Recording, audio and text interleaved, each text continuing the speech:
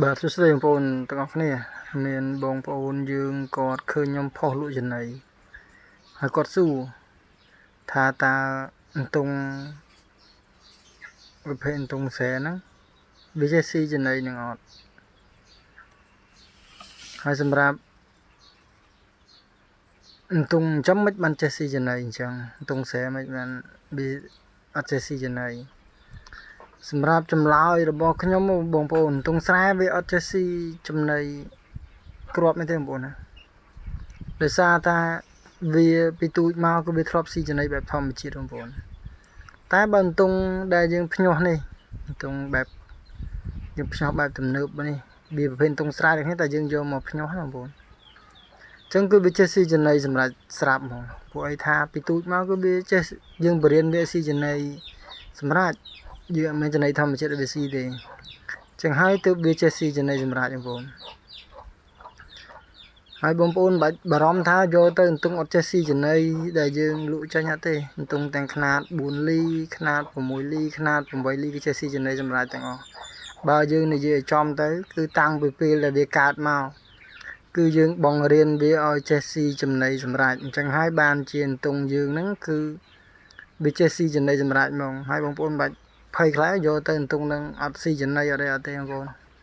ឲ្យតែខ្លាចតែអត់ចំណីវាស៊ីវិញហើយអន្ទង់ហ្នឹងវាមិនមែនស៊ីបានតែចំណីសម្រាប់ទេណាបងប្អូនយើងបរៀនវាឲ្យស៊ីចំណីបែបធម្មជាតិក៏វាស៊ីដូចគ្នាដែរប្រភេទអន្ទង់ដែលយើងភ្ញាស់ហ្នឹងបងប្អូនហើយបើសួរថាមិនបានអន្ទង់ធម្មជាតិវាអត់ស៊ីចំណីសម្រាប់ដោយសារតែវាអត់ដែលស៊ីចំណីសម្រាប់វាធ្លាប់ស៊ីតែចំណីបែបធម្មជាតិដូចសាច់ត្រីសាច់ខ្យងអីចឹងបងប្អូនតែបើសិនបងប្អូនព្យាយាមបរៀនវា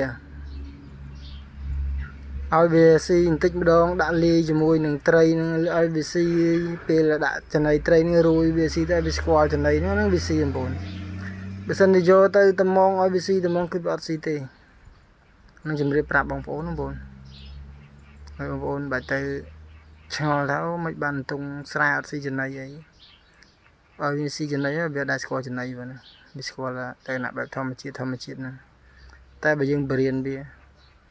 ហើយវាចេះស៊ីហើយអន្ទង់ដែលចេះស៊ីចំណីសម្រាប់នេះក៏ដូចគ្នាបងប្អូនពីកើតមកដំបូងគឺយើងឲ្យវាស៊ីចំណីសម្រាប់ហ្នឹងបានវាស្គាល់ចំណីហ្នឹងវាចេះស៊ីចំណីហ្នឹងបើយើងអត់បរៀនវាតាំងពីតូចមកទេវាអត់ចេះស៊ីដូចតែគ្នាបងប្អូនមិនមែនថាឲ្យតែអន្ទង់នឹងទៅបាចចំណីសម្រាប់ទៅស៊ីឲ្យតែអន្ទង់ដាក់ចំណីធម្មជាតិទៅស៊ីអត់ទេទោះយើងបរៀនវាបងប្អូនបើឲ្យស៊ីចំណីសម្រាប់បែបនេះយើងចង់ឲ្យស៊ីចំណីធម្មជាតិយើងទៅបរៀនវាដែរមិនមែនត្រូវដាក់ទាំងដល់ហ្មងផ្ដាច់ចំណីសម្រាប់អត់កើតទេ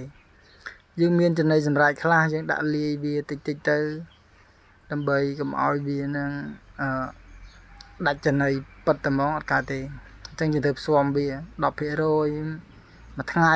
20% ឡើង 25 30% រហូតដល់ 100% តែហ្មងមែនទេចង់ឲ្យវាស៊ីចំណីសម្រាប់ដាក់ចំណីសម្រាប់ 100% ហើយចង់ឲ្យស៊ីចំណីធម្មជាតិដាក់ចំណីធម្មជាតិ 100% ទៅមកអត់កើតទេចឹងហើយយើងត្រូវបង្រៀនយើងត្រូវផ្សំវាផ្សំវាដើម្បីឲ្យវាចេះស៊ីចំណីនឹងសិនស្គាល់ចំណីនឹងហើយដឹងរសជាតិហើយបានយើងឲ្យវាស៊ី 100% បានហើយការធំធាត់របស់វាគឺល្អដូចគ្នាទេទាំងការឲ្យស៊ីចំណីបែបធម្មជាតិនិងឲ្យស៊ីចំណីសម្រាប់ហ្នឹងគឺការធំធាត់វាប្រហាក់ប្រហែលគ្នាគ្រាន់តែយើងឲ្យស៊ីចំណីបែបធម្មជាតិយើងរៀងរវល់ជាងចំណីសម្រាប់ហើយការឲ្យស៊ីចំណីសម្រាប់វារៀងអស់លុយច្រើនជាងឲ្យស៊ីចំណីបែបធម្មជាតិបើយើងគុណគូមើលទៅវាអត់ស៊ីសងនេះទេវាបាក់ប្រហែលគ្នាអញ្ចឹងហើយទើបយកស៊ីចំណីសម្រាប់ក៏បានឲ្យស៊ីចំណីបែបធម្មជាតិក៏បានតែសម្រាប់ខ្ញុំ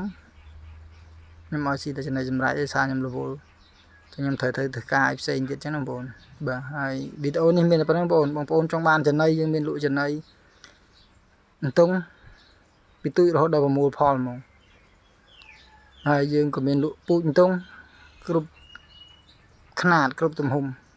ហើយបង្រៀនបច្ចេកទេសចិញ្ចឹមផ្ញើបាន25ខេត្តក្រុងផ្ញើទៅដល់ដៃមានបញ្ហាយើងទូខុសត្រូវ 100% បងប្អូនបាទបងប្អូនធ្វើការអាចទៅបានអរគុណបងប្អូនជម្រាបលា